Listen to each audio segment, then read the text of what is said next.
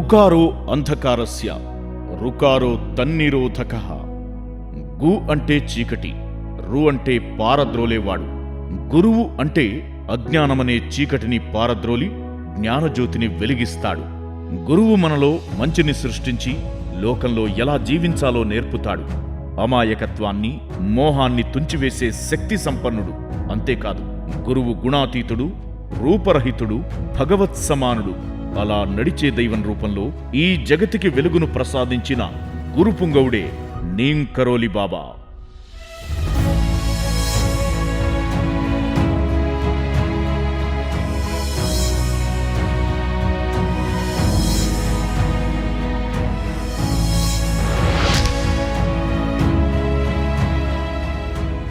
భారతదేశంలో ఉన్న హిమాలయాలు ఆధ్యాత్మికతకు పుట్టిల్లు. ఎందరో యోగ సంపన్నులైన గురువులకు జ్ఞానసిద్ధిని కలిగించిన మహిమాన్విత మంచుకొండలవి. హిమాలయాలు కేవలం పర్యాటక ప్రాంతాలుగా కాకుండా, ప్రకృతి రమణీయ ప్రాంతాలుగానే కాకుండా, మానవుడు తన బుద్ధిని వికసించుకోవడానికి ఉన్నటువంటి ఒక చక్కటి శిక్షణాలయాలు హిమాలయాలు. అయితే సమస్త హిమాలయ యోగత్వానికి తలమానికం నీమ్ కరోలి బాబా.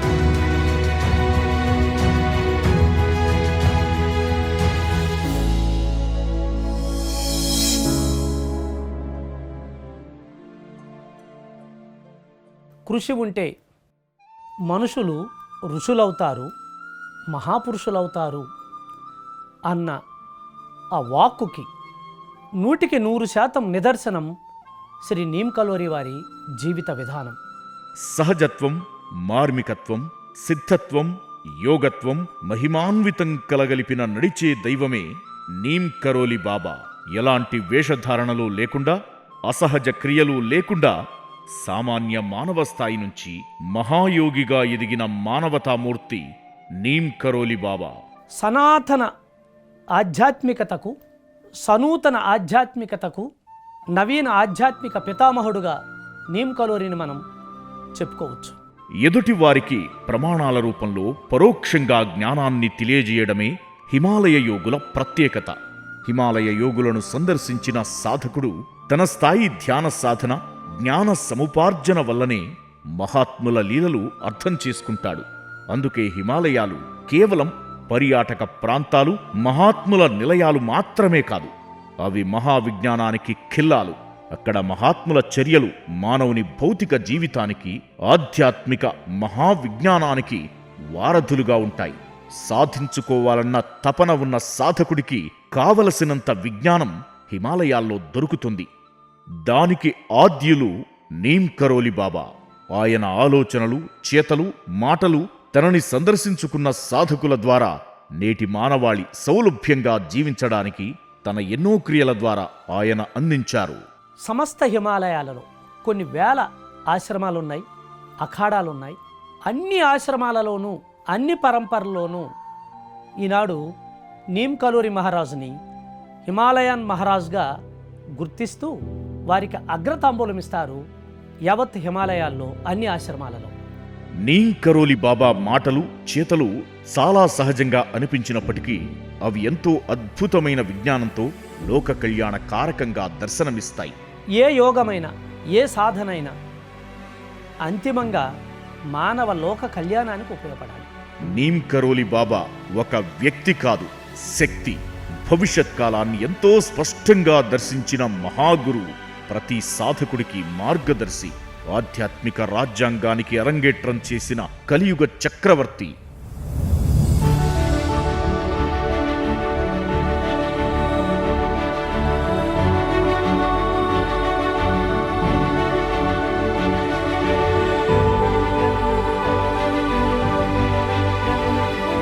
నేటి మన నవీన భారతావనికి మహాత్మా గాంధీ ఎంతటి చిరస్మరణీయులో, అలాగే నాటి హిమాలయ యోగ పరంపరకు నీమ్ కరోలి బాబా కూడా అంతే చిరస్మరణీయులు, పూజ్యనీయులు.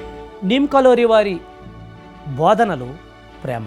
నిన్ను నువ్వు ఎంత ప్రేమించుకుంటే ఈ సమస్త లోకాన్ని, ఈ సమస్త జీవకోటిని అంతగా ప్రేమిస్తావు అన్నది వారి బోధన.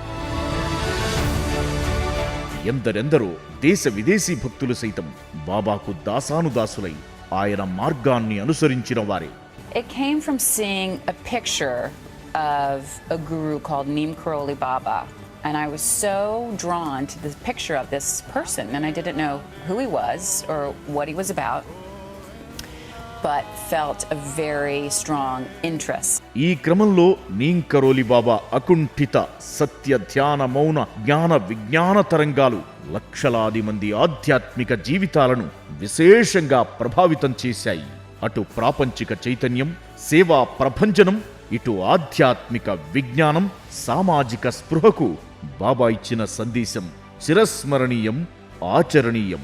అందుకే నీమ్ కరోలి పిలుపు ఎందరికో మేలుకొలుపు అయ్యింది. ఆ మహాయోగి చేతలు నేడు విశ్వ విపణికి ప్రాణాధారమయ్యింది. ఆ మహనీయుని మాటలు ఆధ్యాత్మిక విజ్ఞాన వీచికలయ్యాయి.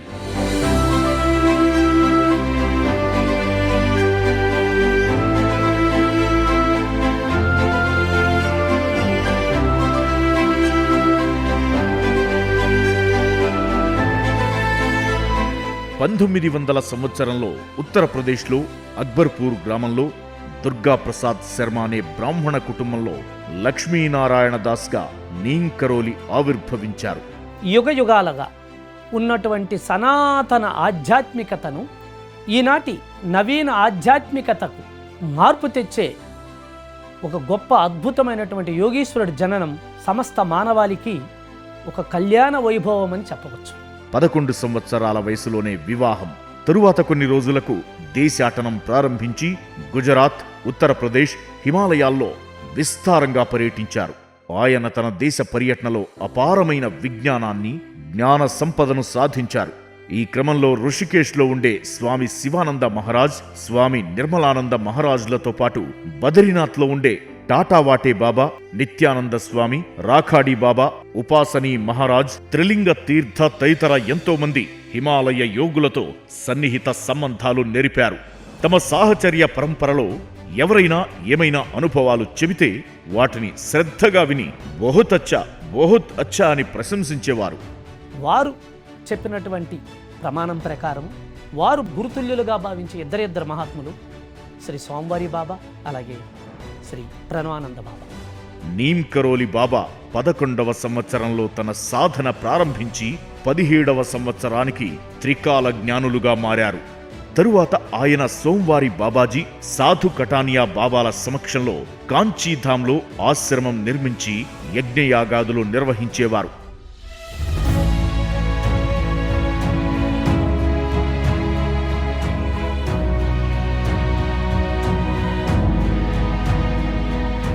ధామ్ అంటే హిమాలయ పుణ్యక్షేత్రమని అర్థం. బాబాజీ కాంచీకి వచ్చి స్థిరపడిన తరువాత కాంచీధామ్గా రూపాంతరం చెందింది. కుమాం పర్వత శ్రేణుల్లో నైనితాల్, భవలి నుంచి రాణికేత్ పట్టణానికి వెళ్లే మార్గంలో ఉన్న అతి చిన్న హిమాలయ గ్రామమే గరంపాని అబ్నా. దీనికి సమీపంలోనే కాంచీధామ్ ఉంది. అద్భుత అందాలకు వేదిక ఈ ధామం.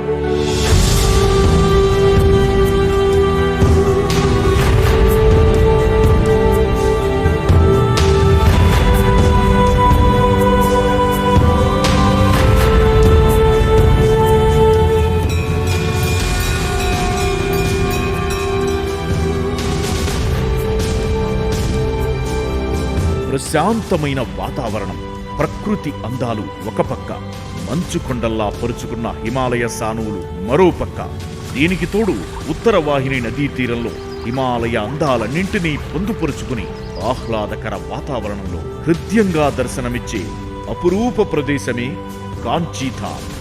ఒక పక్క బాబాజీ అద్భుత శక్తిని, మరోపక్క ఆధ్యాత్మిక విజ్ఞానాన్ని తనలో నిబిడీకృతం చేసుకున్న ఈ అపురూప పుణ్యధామం నిత్యం జనవాహినితో సందడిగా ఉంటుంది. నిత్య కళ్యాణం పచ్చతోరణంలా కానవచ్చే నీమ్ కరోలి బాబా ఆశ్రమం యోగ సాధకులకు ఓ మహత్తర ఆలయం. ఆ కాంచీధామ్ అన్న ఆ ప్రాంతానికి ఆ ప్రత్యేకత ఏంటంటే 365 రోజులు ఒక చిన్నటి ప్రకృతి పులకించినటువంటి చల్లటి మంచు తెరలు నిరంతరము అక్కడ వర్షించబడుతుంటాయి. ప్రకృతి తాండవాన్ని ఈ కళ్ళుతో ప్రతి ఒక్కరూ చూడొచ్చు. ఆద్యంతం కట్టిపడేసే అందాలతో ఆహ్లాదకరంగా ఉండే ఈ ఆశ్రమ అందాలు వర్ణనాతీతం.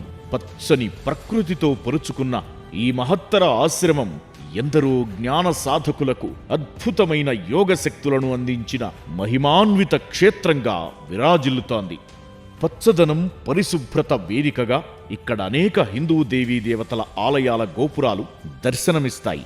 నీమ్ కరోలి ఆశ్రమానికి అతి సమీపంలోనే షిరిడి సాయిబాబా షిరిడిలో తన యాత్రను ముగించుకున్న తర్వాత అక్కడ అతి సమీపంలో ఉన్నటువంటి ఒక గుహలో సుమారు 10 సంవత్సరాల పాటు సాయీశ్వర్ అన్న పేరుతో అక్కడ సంచరించాడు, నివాసమున్నాడు అన్నది ఆ యొక్క చరిత్రకారుల, అక్కడ ప్రజల విశ్వాసం.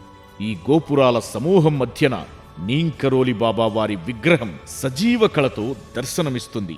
ఈ మూర్తి ముకుళిత మందహాసాల మధురత్వాన్ని పరిమళింపజేస్తూ సాధకులకు ఓ అనిర్వచనీయమైన అనుభూతిని సొంతం చేస్తుంది.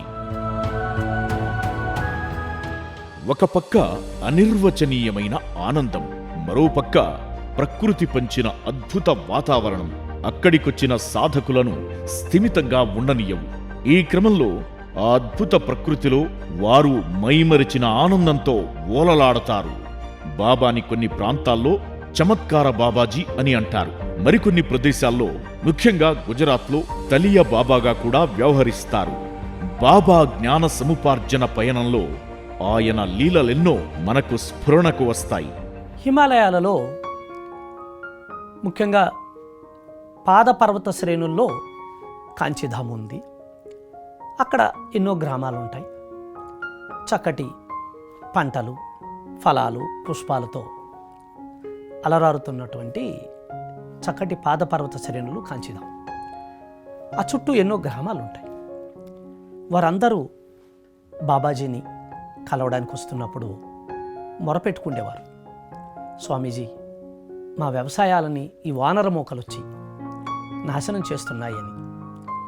అప్పుడు సర్లే, మీరు ఇవన్నీ తీసుకొచ్చారు కదా, ఇప్పటి నుంచి ఏ వానరము మీ వ్యవసాయానికి మీ జోలికి రాదు అని చమత్కరించేవారు ఆయన.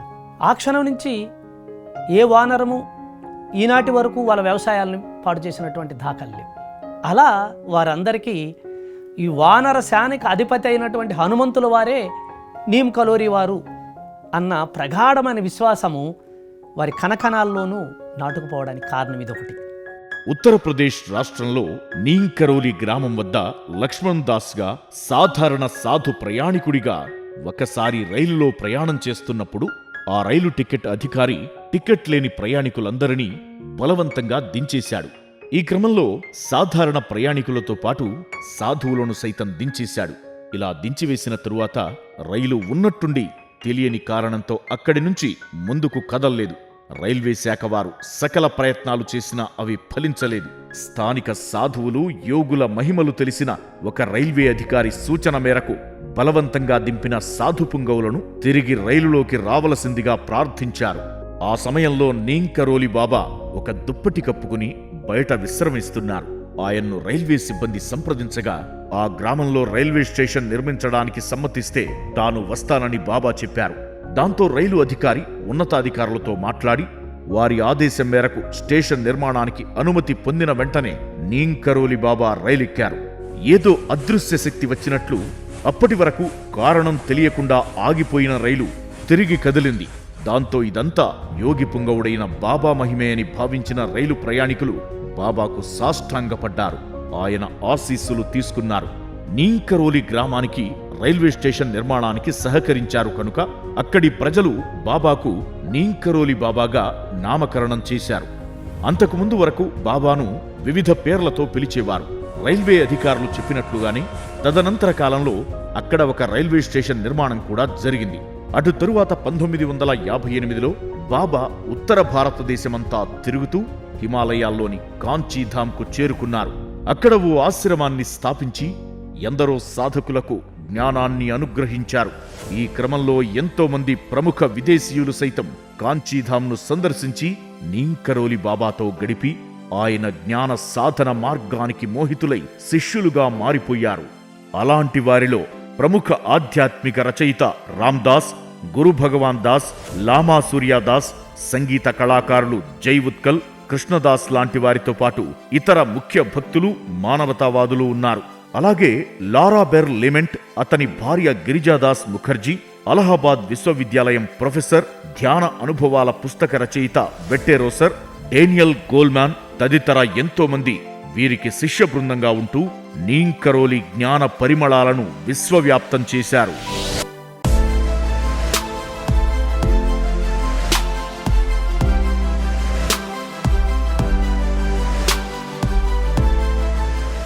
మహాత్ములతో పరిచయ భాగ్యం కూడా మన జీవితాల్లో ఎన్నో వరాలను ప్రసాదిస్తుంది. అందుకే ఆచార్య సాంగత్యం ఎన్నో జన్మల పుణ్యఫలంగా భావిస్తారు. దారి తెన్నులేని జీవితాలకు మహాత్ముల దగ్గర చక్కటి దిశానిర్దేశం దొరుకుతుంది. క్లిష్ట సమస్యలకు సైతం చక్కటి పరిష్కారం లభిస్తుంది. మహాత్ముల వాక్పాలన జీవితంలో విజయ శిఖరాలను అధిరోహింపజేస్తుంది. ఒకసారి ఒక విదేశీ యువకుడు చాలా కష్టకాలంలో నీమ్ కరోలి బాబాను సందర్శించారు.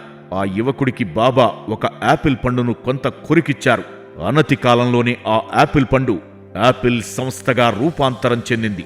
స్టీవ్ జాబ్స్ ఆత్మకథలో వారు ఆ ఆలోచన ఇక్కడి నుంచే వచ్చింది అన్నది వారికి వారే ఆ ఆలోచన నాకు అలా రావడానికి కారణం, ఆ లోగోని నేను అలా తీర్చిదిద్దడానికి కారణం, ఆ స్ఫూర్తి నీమ్ కరోలి వారే చేయించారు అన్నది వారు సూత్రీకరించినటువంటి, వ్యక్తపరిచినటువంటి ఆలోచన.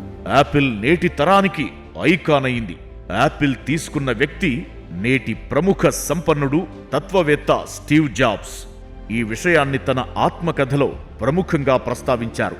అలాగే ప్రముఖ సోషల్ నెట్వర్క్ ఫేస్బుక్ సంస్థ కూడా తీవ్ర ఒడిదుడుకులతో ఉన్నప్పుడు ఫేస్బుక్ అధిపతి మార్క్ జుకర్బర్గ్ కూడా కాంచీధామ్ను సందర్శించారు. తరువాత ఫేస్బుక్ సంస్థ కూడా విశేష ప్రజాదరణ పొందింది. నేటి భారత ప్రధాని నరేంద్ర మోడీ సైతం నీమ్ కరోలి బాబా వారి విజ్ఞానంతో ఎంతో స్ఫూర్తి పొందానని ఇటీవల ప్రకటించారు. అలాగే ప్రతి ఒక్కరూ నీమ్ కరోలి బాబా పుస్తకాలు తప్పక చదవాలని తెలిపారు.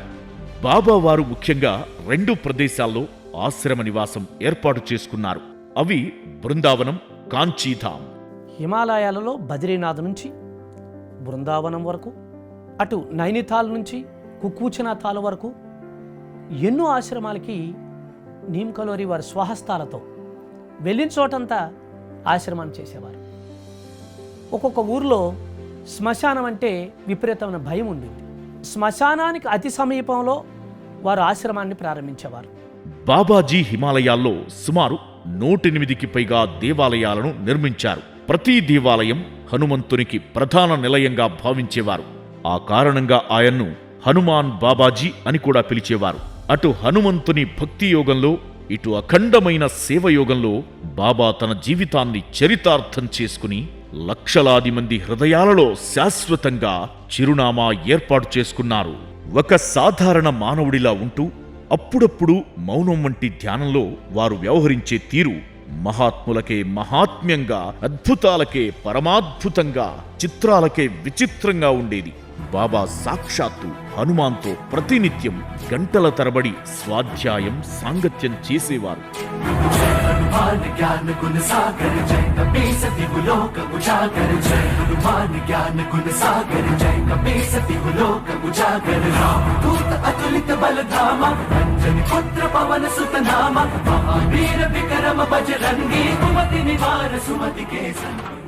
ఒకసారి ఆయనకు అల్మోరా జిల్లా కలెక్టర్ గారితో మాట్లాడవలసి వచ్చింది. అప్పుడు సెల్ ఫోన్ లేదు, మామూలు ఫోన్ సౌకర్యం ఆశ్రమంలో లేదు.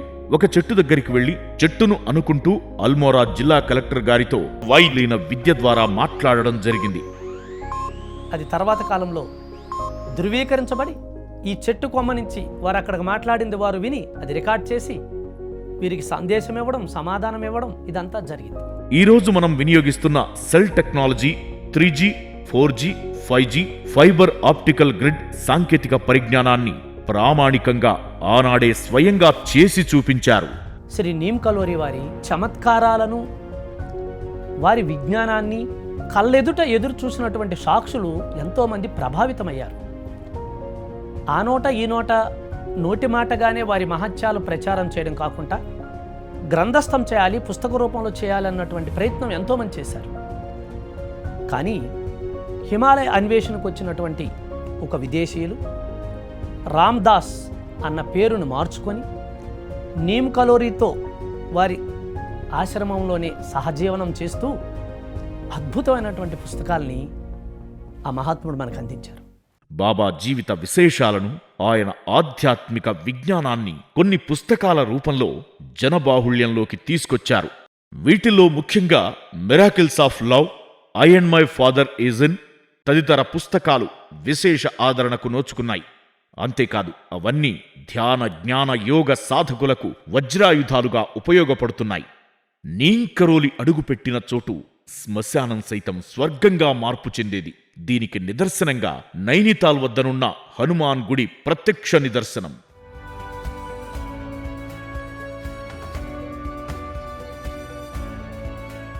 నీమ్ కరోలి బాబాజీ జ్ఞాన స్ఫూర్తికి సేవా విభాగం ఏర్పడింది. కాలిఫోర్నియా కేంద్రంగా అంతర్జాతీయ ఆరోగ్య సంస్థ అత్యధిక నిధులతో దేశ విదేశాల్లో, ప్రపంచంలో పేదరికంతో మగ్గుతున్న అభాగ్యులకు సేవలందిస్తోంది. Tibet, Nepal, India, Bangladesh, Cambodia, America, Africa దేశాల్లో ఇప్పటి వరకు 4 మిలియన్ల మందికి అంధత్వ నివారణ శస్త్రచికిత్సలు చేయించారు. అలాగే మరెన్నో అనారోగ్యాల నివారణకు వీరు ప్రపంచమంతటా సేవలందిస్తున్నారు. ఈ సేవా సంస్థకు మూలనిధి ఏర్పాటులో యాపిల్ సంస్థ అధిపతి స్టీవ్ జాబ్స్ కీలక పాత్ర వహించారు. పరమగురువులు సూత్రప్రాయంగా తెలియజేస్తారు, ప్రబంధప్రాయంగా జీవిస్తారు. అందుకే పరమాత్మలను, పరమ గురువులను కొంతైనా అవగతం చేసుకోవాలంటే వారి మాటలు వినడంతో పాటు వారి సన్నిధిలో ఎక్కువగా మౌనంతో, ఏకాగ్రతతో గడపాలి.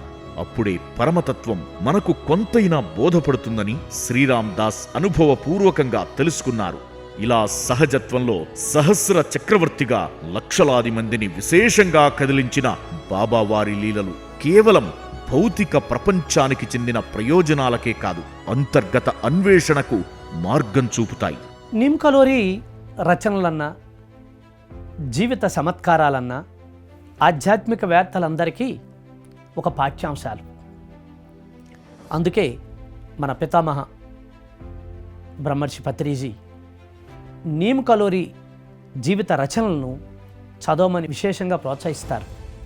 అంతేకాకుండా ఇప్పటి వరకు పత్రిజీ హిమాలయాల ప్రాంతాలకు వెళ్ళిన ప్రతిసారి సుమారు ఇప్పటికీ 5 సార్లు నీమ్ కలోరీ కాంచీధామ్ ఆశ్రమాన్ని పత్రిజీ వేలాది మంది, వందలాది మంది పిరమిడ్ ధ్యానులతో సందర్శించడం, అక్కడ అచంచలమైనటువంటి దీక్షా దక్షతతో ధ్యానం చేయడము, అందరితో చేపించడం, పత్రిజీ వేణునాదాన్ని ఆ ప్రాంగణంలో వినిపించడం, ప్రకృతి పులకించడం, దివ్యమైనటువంటి అనుభవాలు అందరూ పొందడం మనందరికీ ఒక గొప్ప బహుమానంగా నేను భావిస్తున్నాను. నీమ్ కరోలి బాబా జీవితం విలక్షణం, విజ్ఞానం, మహత్యాల సమ్మేళనం. సమస్త హిమాలయ యోగత్వానికి, సహజత్వానికి రారాజు నీమ్ కరోలి బాబా. హిమాలయన్ మహారాజుగా కీర్తించబడుతున్న నీమ్ కలోరీ యొక్క మరణం కూడా అంతే అద్భుతంగా జరిగింది.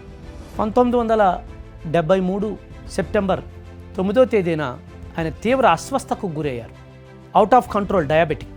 వారి భక్తుల్లో అప్పటికే ప్రపంచ ప్రసిద్ధిగాంచిన వైద్యులు ఉన్నారు. వారందరూ ఈ వార్తను తెలుసుకొని ఎలా అయినా బాబాని కాపాడుకోవాలి అన్నటువంటి ఆతృతతో ఆనాడే ఒక ప్రత్యేకమైనటువంటి కాన్వాయ్ని ఏర్పాటు చేసి హాస్పిటల్కి తీసుకెళ్లారు. వారంతా డాక్టర్లు, అక్కడ ఉన్నటువంటి నర్సింగ్ సిబ్బంది అంతా వారి పల్స్ రేటు, వారి బీపీ, షుగర్ చూసి హతాశుతులయ్యారు. ఆ టైంలో వారు ఆ గాబరా పడుతుంటే ఈ నవ్వుతూ బిగ్గరగా పాటలు పాడేవారు. అప్పటికే అందరికీ సుప్రసిద్ధమైనటువంటి ఆ పాట జయ జగదీశ హరే. ఆ పాట ఆయన లయబద్ధంగా పాడుతుండేవారు. వీళ్ళు గాబరా పడి ఉంటే వీళ్ళందరినీ బాగా తిట్టేవాడు. మీకైనా దిమాగ్ ఖరాబ్ అయిందా? నేను హాయిగా వెళ్తుంటే మీరు ఎందుకు అడ్డుకుంటున్నారు? నేను వెళ్ళిపోవడానికి మీ ఆటంకం ఏమిటి? ఆ బీపీ, ఆ షుగరు అంత తీవ్రతలో ఉన్నప్పుడు ఆ ముఖం ఎలా ఉంటుందో మనకు తెలుసు కదా. కానీ వారందరూ ఆశ్చర్యపోయి రికార్డుల్లో రికార్డ్ చేసినటువంటి ఒక అద్భుతం ఏంటంటే, అది పెరుగుతున్న ఆ సందర్భంలో వారు పాడుతూ ఆ పాటని మరింత లయబద్ధంగా ఆయన పాడుతూ ఆ పాటలో లయమైపోతున్నప్పుడు ఆయన ముఖము, ఆయన శరీరము తేజోవంతమైంది, మరింత ఆరాతో విప్పారింది. డాక్టర్లకు అర్థం కావట్లేదు, ఏంటి ఈయన ఇలా ఉంటున్నారు. అలా ఆయన పాడుతూ సెప్టెంబర్ 10 అర్ధరాత్రి సమయంలో ఆ యొక్క తన్మయత్వ స్థితిలో ఆనందంగా నవ్వుతూ ఆడుతూ పాడుతూ ఈ శరీరాన్ని విడిచిపెట్టి వెళ్ళడం జరిగింది. అలా యోగులకు మాత్రమే సంప్రదించే ఒక గొప్ప క్రియ, ఆ మరణక్రియ సాక్షాత్తు మరి ప్రపంచానికి చూపించారు నీమ్ కరోలి వారు. మహోన్నత విజ్ఞానాన్ని, అద్భుతమైన ఆత్మజ్ఞానాన్ని అందించిన ఆయన ఎందరెందరో యోగ సాధకులకు దిశానిర్దేశం, ఎందరెందరో ఆరాధకులకు అపర దైవం. ఆయన మాటలు, చేష్టలు అన్నీ భవిష్యత్ తరాల వారికి ఓ అపూర్వ శక్తి సంద్రం. సర్వే జన సుఖినో భవంతు.